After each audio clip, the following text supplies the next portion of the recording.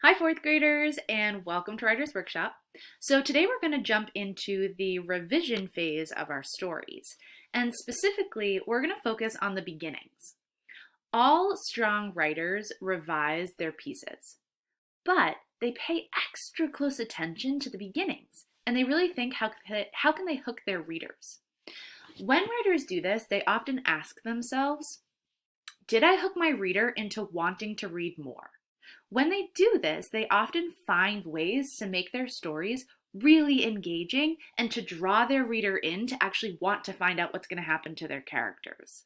So today we're going to work on revising the beginnings to our stories.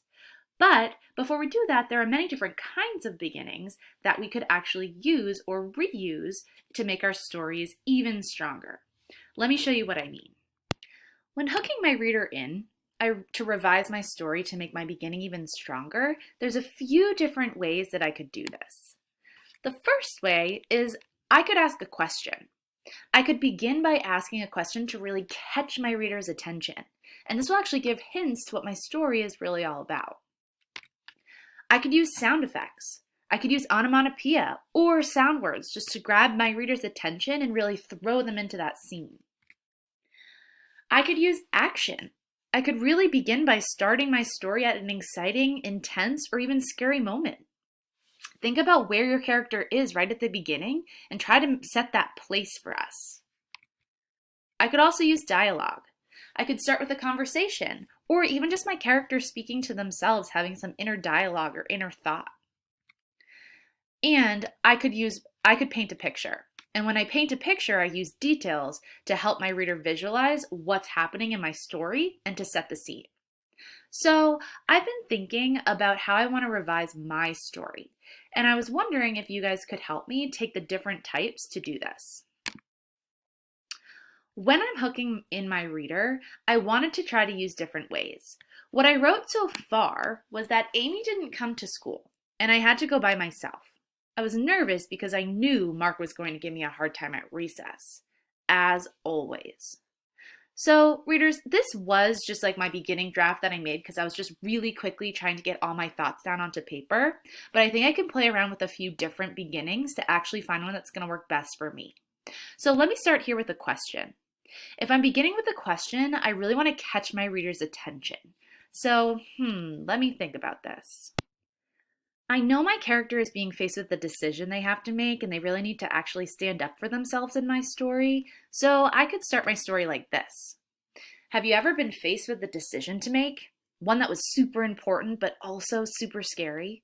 Well, do I have a story for you? It all started one spring morning. Writers, do you see how I really started with a question to try to draw in my reader? I tried to relate it to something that they might have had to do. That's one way that I could start my story. I could also use sound effects or sound words to try to grab their attention. When I use sound effects, I really want to try to picture in my mind, well, what would my character be looking at that time? So I did something like this. Whoosh! The sounds of the wind lightly brushed my ear. It was a beautiful day as I turned the corner and waited by the bus stop. There wasn't a soul in sight. So I really started by trying to set that scene of like you can hear the wind starting that way. This is another option that I could use. The third option is called Ready, Set, Action. I could really start by trying to set my story in an exciting, intense, or even scary moment. So let me think about how I would do this. Well, I really want my story to begin before school starts because I think that's really going to show how my character is nervous to go to school without his friend. So if I'm starting with action, I probably want him to feel a little nervous that his friend's not going to school with him. So I might start my action shot like this. The street was empty, not a soul in sight. Where's Amy? I thought to myself. Nervously, I looked up the street towards her house. Nothing. Would I have to go to school by myself? Fear started to pool in my stomach. Yeah, that definitely sets the scene with some action that I'm trying to portray what my character's feeling. I could also, though, start with talking or dialogue. Now, if I wanted to show how my character might be having a conversation in the beginning, I could either add another character in there for him to talk with, or he could start by talking to himself.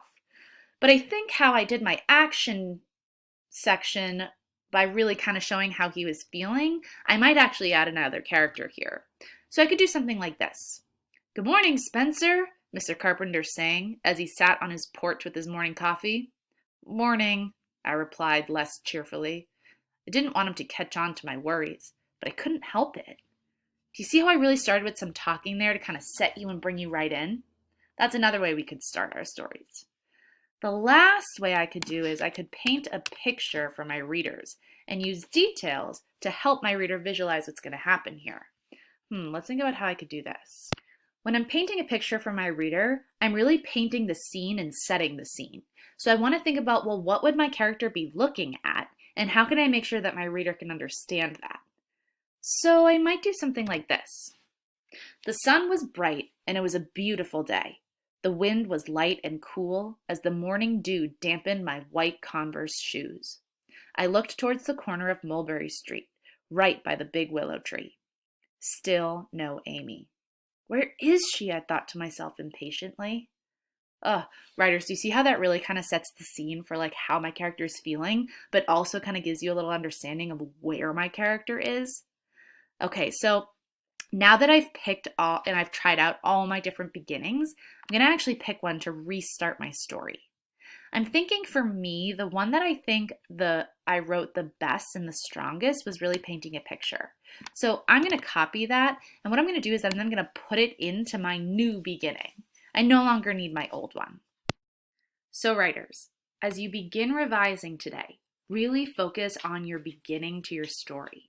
And I want you to ask yourself, did I really hook my reader in the best I can to want to read more? Or should I play around with some of the beginnings that I have to make a stronger hook? Use the graphic organizer attached below and get started. We're looking forward to seeing your beginnings.